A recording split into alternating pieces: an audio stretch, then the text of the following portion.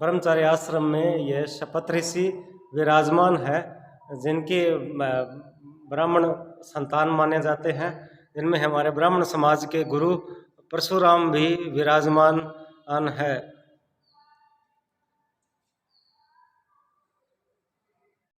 यह शपथ ऋषि वेदांग ऋषिकुल ब्रह्मचारी आश्रम के गौशाला है और यहाँ पे 25 से 30 गायें मौजूद है, जो कि देसी नस्ल की है। और इस गायों का दूध, घी, मक्खन यहाँ बच्चों के लिए यूज किया जाता है। और बच्चे जो यहाँ पे शिक्षा ग्रहण करते हैं वेदों की, उनको गाय के दूध, घी, दही दिया जाता है। और यहाँ का गाय का दूध और घी बाहर नहीं जाता है।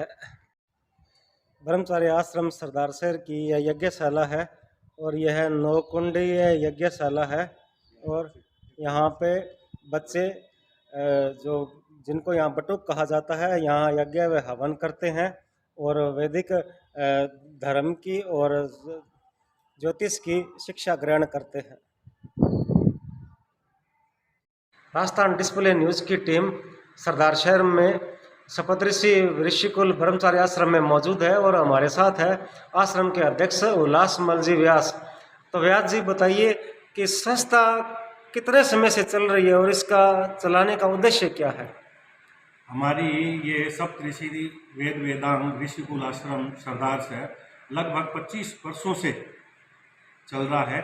और इसका जो मुख्य उद्देश्य है, हमारे समाज के विभिन्न समाजों के सनातन प्रेमी और दूरदर्शी गणमान्य नागरिकों ने एक बहुत ही पवित्र संकल्प लिया था। उसका उद्देश्य केवल एक था कि हमारी सनातन वैदिक परंपरा को जीवित रखना और आने वाली पीढ़ियों को वेद, सनातन और संस्कृति से जोड़ना। आप यहाँ के अध्यक्ष हैं, तो यहाँ मतलब बच्चों को किस तरह की शिक्षा दी जाती है और टोटल कितने बच्चे पढ़ाई करते हैं यहाँ पे? इस संस्थान में वर्तमान में 85 वटुक जो हैं वो शिक्षा ले रहे हैं। और हम यहाँ इस वेद विद्यालय में संस्कृत की शिक्षा तो देते ही देते हैं, इसके साथ साथ वेद की शिक्षा देते हैं, जिसमें 2 वेद, ऋग्वेद और यजुर्वेद की शिक्षा भी देते हैं। इसके साथ साथ कर्मकांड की शिक्षा भी वटुकों को दी जाती है। और राजस्थान से मान्यता प्राप्त 6ठी क्लास से लेकर 12वीं क्लास तक की अकादमिक शिक्षा भी बच्चों को दी जाती है। हमने आके यहाँ देखा कि आपके यहाँ पे गौशाला भी संचालित हो रही है, तो कितना गोधन यहाँ पे है और इसका दूध, दही और घी किस तरह से आप यूज करते हैं? हमारे यहाँ लगभग 25 से 30 गोधन है और सारा जो गोधन है हमारा वो देसी है।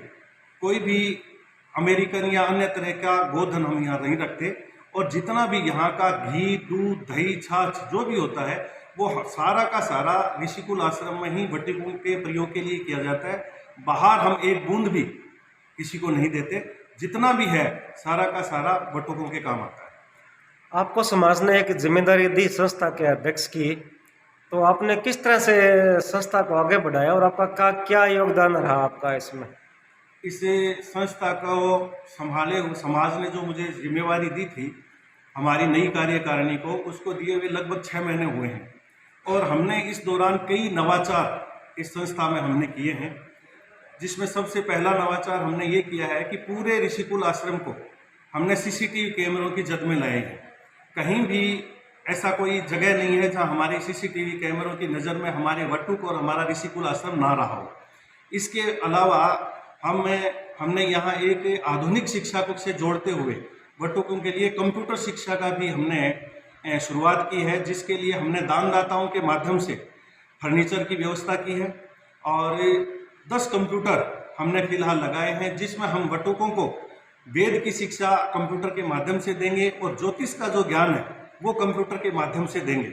और कंप्यूटर में बच्चे जब पारंगत होंगे और कंप्यूटर की शिक्षा लेंगे तो वो जब यहाँ से निकल के बाहर जाएंगे तो अपनी आजीविका आधुनिक युग में बड़े आराम से चला पाएंगे। जैसा अभी आपने कहा, ये एक आधुनिक युग है और इसमें अपने मानते हैं कि विज्ञान ये सर्वोपरि है, तो इस विज्ञान के युग में अपने ज्योतिष की शिक्षा दे रहे हैं, वेद की शिक्षा दे रहे हैं, तो इसको आप कहाँ तक सार्थक मानते हो?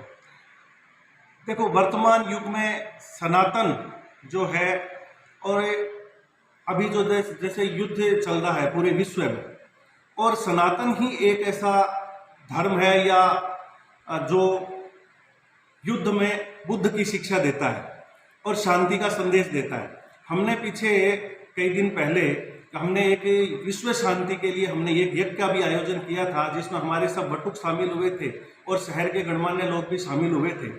और सनातन संस्कृति यदि आगे बढ़ेगी तो देश आगे बढ़ेगा, गौ सेवा यदि आगे बढ़ेगी तो देश आगे बढ़ेगा। भारत की आत्मा है सनातन और गौ सेवा, और इसमें हमारा जो ऋषिकुल आश्रम है वो पूरा योगदान अपनी ओर से दे रहा है। क्या आपको लगता है कि गौ माता को राष्ट्रीय माता का दर्जा मिलना चाहिए? गौ माता को राष्ट्रीय माता का दर्जा निश्चित रूप से मिलना चाहिए, और पूरे सनातन की, पूरे हिंदू समाज की कई वर्षों से ये मांग रही है और कई सरकारें आई, कई सरकारें गई, लेकिन वादा सभी करते हैं, लेकिन आज तक किसी ने इस तरफ कदम नहीं उठाया।